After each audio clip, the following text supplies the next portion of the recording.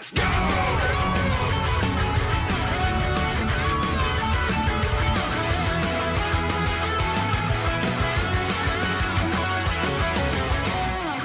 What's up, dudes? Max here. So had a pretty unique opportunity earlier this week. I had a preview event that was available for KOF and the newest DLC pack that is coming out, which is focusing around Team Garou as well as, of course, Rock Howard.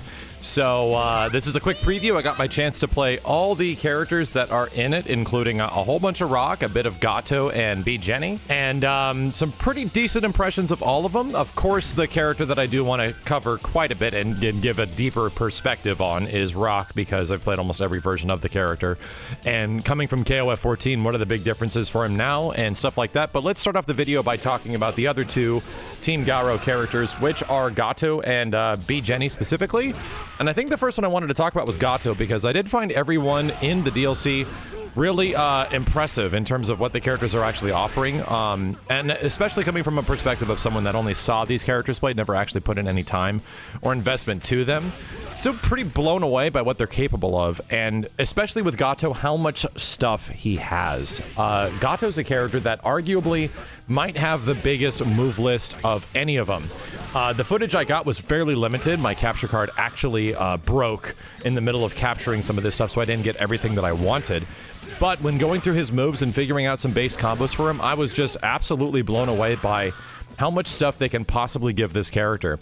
It seems that he had a lot of this in the previous game, that there was a lot of these like demon flip cancels and moves that go to other moves. His move list is just astronomically big, and the fact that it looks ridiculously cool. I think Gato is definitely going to be one of the other characters I would like to try out, if not get like a handle around what the heck he plays like, because there was just so much stuff that felt like it was possible as a result of me just getting a little bit of time. I think I spent about 30 to 45 minutes just messing around with Gato alone, and I was very surprised. I didn't realize this character was possibly this much fun in Garou, and I hear that he's one of the better characters in that game as well, and it definitely shows because he's pretty friggin' ridiculous. So I think just visually, a lot of his combos are nuts, and he's got this one like instant jump that dives him across the entire screen kind of move. There was several opportunities where I was playing and I'm like, you let him do that?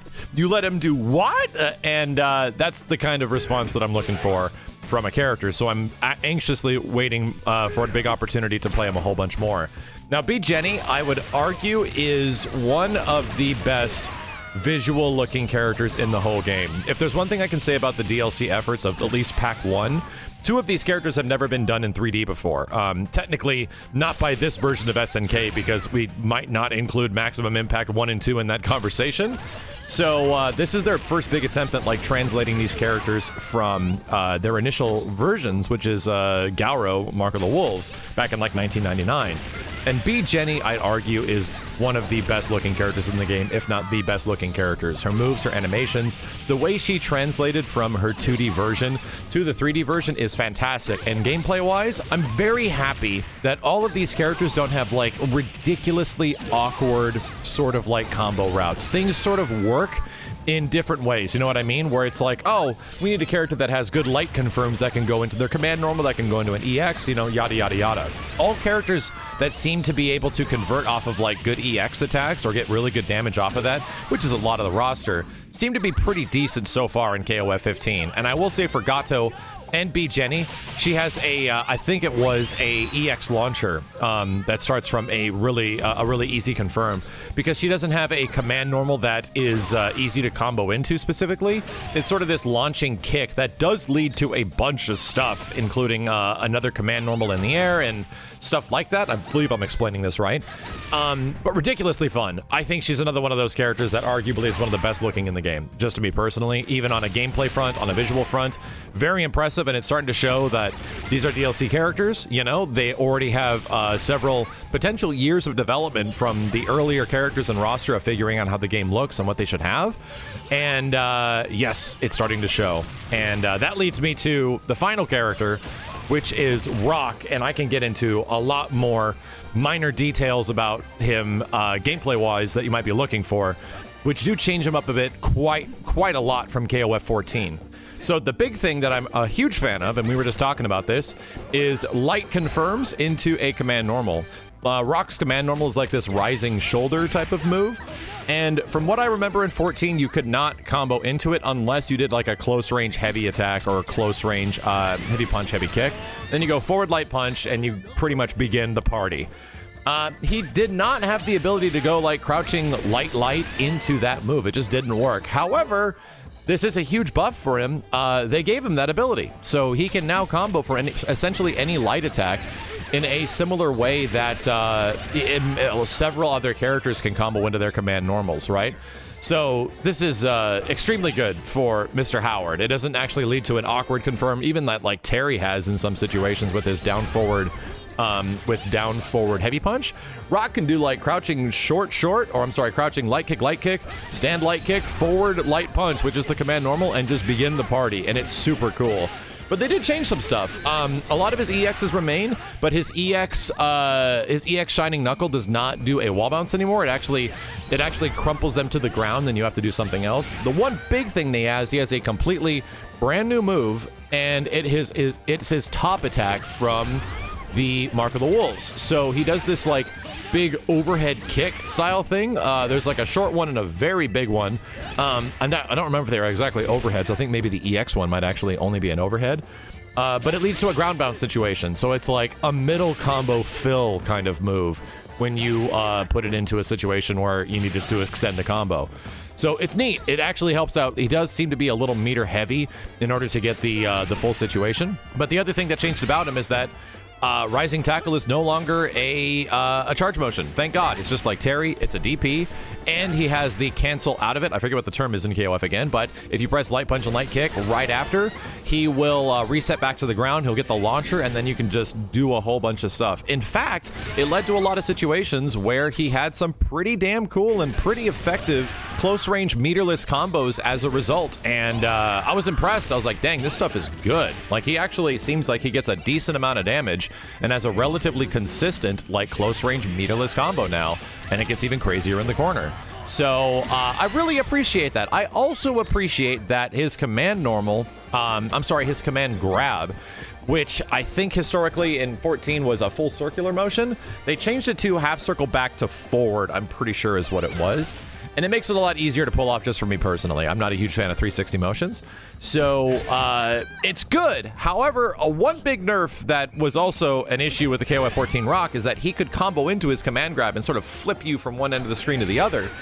And it led to some pretty unique situations where he could combo from the command grab, or into the command grab, sorry, and you could do it again and again and again. He doesn't have that anymore. So from what I could tell, you could not combo directly into the classic Howard, Geese Howard, Rock Howard, like flip you across the direction command grab that they kind of have. Which is unfortunate. I was looking for some crazy stuff there, but there's a lot of opportunities here because Rock is a character now that gets access to EXs outside of combos. I think for me personally, Rock just looks like a way better, potentially even more fun version of what his KOF 14 version was, which is exactly what I wanted, because I would argue he's maybe the most fun in KOF 14, probably not the best version of Rock there is, but at least from what I can tell, from somebody that has played a bit of KOF 15 but has been absolutely not super versed in where the crazy meta is going as of right now, because I've literally been waiting for this character. He seems pretty damn good. And I would like to say he seemed pretty damn good in KOF 14 as well, but now he seems really good, especially with the hit confirms to combos, especially with what he can do meterless, especially with the fact that his command grab got essentially even easier to do. And he seems to have a pretty decent amount of mix where he can go like left and right and mix you up from a couple of different directions with his side cross and everything like that. He got his run back as well, and he gets several different attacks from the run that you can do, which are all pretty effective and seem pretty good. So I'm very happy with him. And not to mention, oh god, here's another example of they wanted to buff him. The dude's got an install super. He actually has a super that is 2 climaxes, where if you do one version of the climax, it is a little bit less damage and has a different ender, but gives him a buff. And the buff is some of his special moves will now do multiple hits or have different statuses and stuff like that. So I wasn't able to test every situation or every combo opportunity, but he literally gets like a burning blood sort of like install at the end of one super if you just want to sacrifice a little bit of damage from your level 3 climax, which in some situations is pretty damn good. I couldn't tell you if it carried over from round to round because most of the time we played training mode and stuff like that just to figure stuff out. But like I said, I'm ridiculously impressed. I feel like there's a lot of stuff I'm missing from Rock that I can't even include in here as of right now. But funny enough, I love him and he's fun, but I was very, very surprised by like the stuff that Gato could do, and I was really surprised by Jenet especially. I mean, even though I'm a Rock diehard through and through, and this is one of my favorite fighting game characters ever, I think some of the stuff and efforts that they were putting into those characters is truly super cool. And what it ultimately does is make this first DLC pack of these characters feel like it's really expanding the game in some way. So I'm super happy with it. Just to think of the fact that Team Southtown is right around the corner potentially, and there's 2 other packs of DLC characters that are going to be showing up on the horizon at some point, but this year, so that's like 12 characters from, you know, this one included.